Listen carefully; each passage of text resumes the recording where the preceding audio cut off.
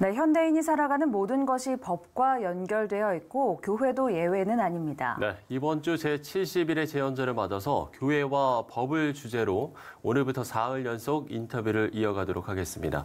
네, 오늘은 교회 정관에 대해서 한국교회법연구소 소장 소재열 목사 모시고 관련 이야기 나눠보도록 하겠습니다. 목사님 안녕하십니까? 네, 안녕하십니까. 목사님 먼저 정관이라는 게 뭔지 이 부분부터 좀 짚고 가면 좋을 것 같은데요. 예, 우리 교회, 우리가 알다시피 우리 교회는 세상으로부터 불러냄을 받은 자, 이제 구원받은 자들의 무리들의 모임이라고 말하지 않습니까? 네. 예. 그래서 그 모임, 교회를 이제 집합체적인 성격을 지니고 있습니다. 소위 말해서 인적 단체라 이제 그렇게 이야기를 하죠. 그래서 사람들이 모인 곳이기 때문에 사람들의 이해관계로 말미암아 첨예한 그 대립이 있고 분쟁이 있을 수가 있습니다. 그래서 그 정관을 통해서 그런 분쟁들을 사전에 예방하기 위하여 정관을 우리가 모든 교회가 정관을 정비하게 되는데 정관은 그 정비할 그 당시에 참여한 자들에게만 효력이 미친 것이 아니라 그 정관을 작성한 그 이후에 교회에 가입한 모든 교인들에게도 그 정관이 효력을 미칩니다. 그래서 정관을 어떤 계약적 성격으로 보지 않고 자치 법규적 성격으로 이해를 합니다. 소위 말해서 교회가 자치적으로 운영하는 데 있어서 어떻게 운영할 것인지에 대한 원칙, 룰, 그런 내용들로 담겨진 것이 정관이라 할 수 있겠습니다. 예.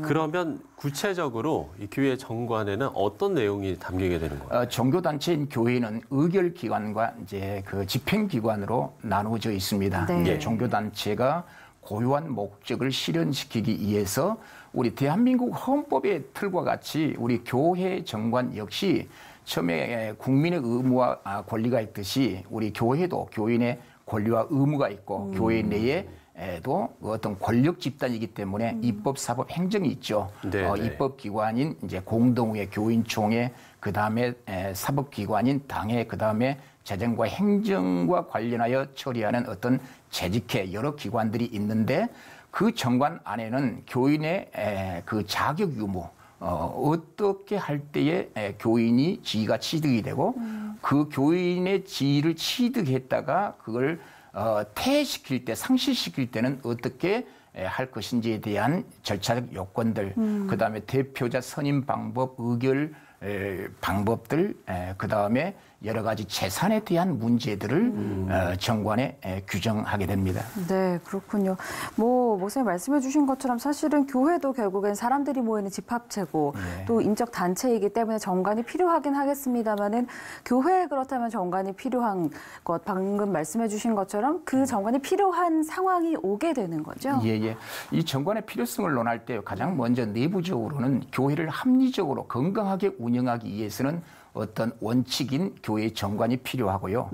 두 번째는 교회가 국가 안에 존재하기 때문에 교회가 국가를 상대로 어떤 법률 행위를 할 때에 제3자를 향하여 어떤 법률 행위를 할 때에 그 교회 정관은 대단히 중요합니다.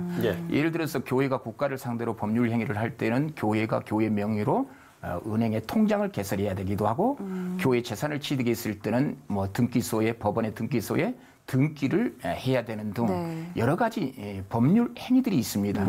이런 법률 행위들을 위해서 교회 정관이 없이는 할 수 없는 행위들이 많이 있습니다. 교회를 대표해서 제3자를 상대로 어떤 계약을 체결한다든가 국가를 상대로 어떤 법령에 근거해서 법률 행위를 할 때는 반드시 정관이 없이는 할 수 없는, 행할 수 없는 그런 일들이 많이 있기 때문에 반드시 교회의 정관은 필요하다라고 말할 수 있겠습니다. 그러니까 뭐 제3자와 어떤 이제 뭐 행위든 합의를 하는 경우에 있어서 정관이 이제 없게 되면은 이게 이제 불이익을 받게 되는 건가요? 아니면 이제 그런 일을 할 수가 없는 건가요? 이제 정관이 없게 되면은 그런 행위를 전혀 할 수 없다는 것이 아니라 그 정관이 없을 경우에는 더 복잡한 문제들이 이제 개입하게 됩니다. 이제 정관이 없게 되면은 이제 어떤 분쟁이 발생했을 때에 법원으로 가지 않겠습니까? 대법원에서는 교회 정관이 없을 때는 교단 헌법에 준용해서 헌법에 의해서 판단하고 헌법에 의해서 교회 문제를 판단할 때에는 민법의 원리를 준용해서 판사의 재량권에 의하여 예. 교회 분쟁을 판단하기 때문에 네. 이제 정관이 없으면 안 되고요. 이제 정관이 없을 경우는 우리 교회 보통 많은 교회들이 이제 이단 문제로 골치 아파하는데 그 이단들을 퇴출시키기가 아주 힘듭니다. 네. 그래서 법원은 그 교리와 교리 해석에 관한 문제가 아니면 그런 문제는 절대 사법심사 대상으로 삼지 않습니다. 이단의 문제는 내부적으로 처리하라. 네. 교인이면 교회 재산권이 주어지는데 이단이라고 해서 그 재산권을 박탈시키기 위한 전제로서 교인 지위를 박탈시키는 행위는 교회 내부의 권징 재판을 통하지 않고는 교인 지위를 박탈시킬 수 없다. 이제 그런 판례 취지로 계속 이제 교회를 판단하고 있는데 정관이 없을 경우는 그런 이단자들도 마음대로 네. 이제 교회 지인의 지위를 박탈시키기가 힘들어진다는 사실. 그래서 정관은 꼭 필요합니다. 네. 그렇군요. 정관이 없을 때 어떤 현상들이 나타나는지에 대해서도 설명을 해주셨는데 예. 궁금한 것은 그러면 교회 내에서 정관은 만들어지는 것인데 법적 구속력이 있다고 볼 수 있는 건가요? 예, 이제 우리 대한민국 대법원에서는요 종교 단체를 대한민국 헌법의 20조의 뭐 종교의 자유 원리 21조의 그 어떤 결사의 자유가 있지 않습니까? 예. 그래서 종교의 자유 원리 하에서 자치법규인 교회 정관을 제정했을 때 그 예. 정관을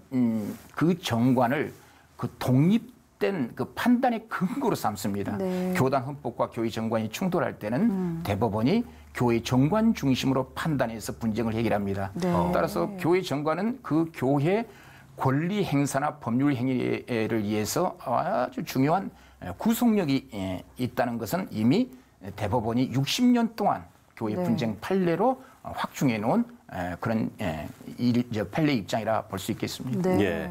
교회 정관이 마련되어 있지 않은 곳도 있다고 들었습니다. 이거 왜 그런 건가요? 자, 교회 정관이 없는 교회는 거의 없다고 보면 됩니다. 왜냐하면 우리 교회가 연말이 되면 기부금 영수증을 이제 발급해 줘야 되고 네. 교회 명의로 교회 통장을 개설할 때에는 그리고 교회가 개척 자금, 아니 운영 자금이나 건축 자금을 필요해서 금융권에 융자를 받을 때 정관이 없으면 이게 불가능합니다. 그래서 교회가 교회 명의로 통장을 가지고 있다든가 기부금 영수증을 발급하고 있는 교회라고 한다면 모두가 다 정관이 있다고 보면 되겠습니다. 예. 그런데 문제는 그 정관들이 공동의회, 교인 총회에서 적법한 절차에 의해서 만들어지지 않는 정관은 효력이 없습니다. 네. 정관은 있기는 있는데 효력 없는 정관들을 많이 가지고 있어서 네. 법원에서 이것이 문제가 되고 쟁점화 될 때, 분쟁이 될 때에 이제 대법원에서는 교회 정관이 적법한 절차에 의해서 만들어졌다는 사실을 공동의회 회의록으로 입증하라. 네. 입증을 하지 못하면 정관이 있다고는 하나 그 효력이 인정되지 않는 경우들이 많이 있습니다. 네, 그렇군요. 이렇게 계속 이야기를 나누다 보니까 교회 내에 정관이 정말 중요하다라는 생각이 들고 또 그렇습니다. 그렇다 보니 정관이 좀 바람직하게 만들어져야겠다라는 생각도 드는데 그만큼 교회 내에서 이 법적인 부분도 굉장히 중요하다는 거겠죠? 이 부분을 좀 짚어본다면. 예, 교회도 하나의 단체이기 때문에 예. 그 단체로서 교회가 교인들 간의 구성원들 간의 그 권리 문제, 교회에 대한 법률 행위 문제는 어떤 정확한 룰, 원칙, 법이 없이는 해결할 수가 없습니다. 그렇죠. 그래서 그런 교회법이 없다고 보면 교회는 더 많은 분쟁으로 혼란을 겪게 될 것입니다. 그래서 모든 교인들이 박수를 치며 모두가 합의하고 수긍할 정도로 합의해서 만들어진 정관이 있어야 되고 이런 정관이 없게 되면은 외부의 세력들이 내부의 어떤 일부 저항 세력들과 연대해서 공모해서 교회를 혼란케 하고 교회를 파괴하는 일들이 이제 많이 있게 됩니다. 예. 이런 것들을 예방하기 위해서는 교회 자치법규인 교회 정관에다 구성원들이 이러한 잘못된 행위를 했을 때에는 우리 교인들의 지위에서 박탈시킨다라고 하는 정관상으로 규정해 두면은 모든 그런 문제가 발생했을 때 분쟁을 해결할 수 있겠습니다. 네, 그 좀 이런 질문도 드리고 싶습니다. 현재 좀 분쟁을 겪고 있는 교회들도 있는데 예. 그 교회들에서 그렇다면 이 정관은 어떤 역할을 좀 하고 있나요? 지금 현재 우리 한국 개신교는 우리 한국 교회는 모든 분쟁은 정관 파동이라 그렇게 보면 틀림이 없습니다. 예. 그래서 우리 한국교회 대형교회, 명성교회, 사랑의 교회, 추명교회라 할 것, 추명교회를 비롯해서 이제 세된 교회, 그 대형 교회들, 중소형 모든 교회들은 결국 교회 분쟁의 원인은 정관 문제로부터 출발하는 경우가 많이 있습니다. 네. 그 정관이 적법한 절차에 의해서 만들어졌는가? 대법원에서는 60년 동안 교회 분쟁에 대한 판례 그 취지에 의해서 교회 정관에 대한 그 판례 입장을 60년 동안 거의 정비해 놨습니다. 그래서 모든 교회는 이제 그 정관 파동이라 할 수 있고 이제 명성교회 같은 경우는 그 정관 자치법규인 정관을 적법한 절차에 의해서 잘 만들어졌습니다. 그런데 그 정관 내부적인 정관 규정을 모르다 보니 명성교회를 오해해서 일부 세력들이 개입하여 장로의 정치에 의해서 운영된 그 정관에 의해서 운영된 교회를 자기네들이 해석의 관점으로 교회를 운영하라. 라는 무언의 압력을 가하니 그게 우리 종교 내부적으로 이해가 될 수 없는 부분들이 많이 있다고 볼 수 있겠죠. 예.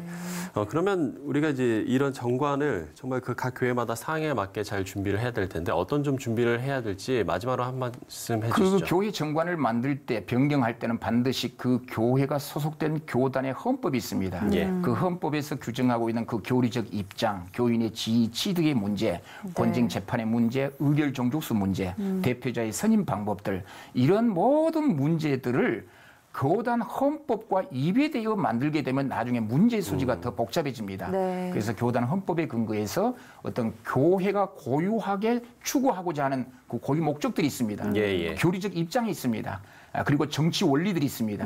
그런 원리들에 의해서 적법한 절차에 의해서 정관이 만들어진다고 한다면 그 정관은 그 교회의 모든 분쟁의 심판자가 될 수 있다는 것. 그래서 정관은 우리 현대 교회의 복잡한 이 현대 교회에 너무나도 중요한 그런 요건이라는 사실을 말씀드리고 싶습니다. 예, 네. 알겠습니다. 자, 오늘 교회 정관에 대해서 한국교회법연구소 소장 소재열 목사와 이야기 나눠봤습니다. 오늘 말씀 고맙습니다. 감사합니다.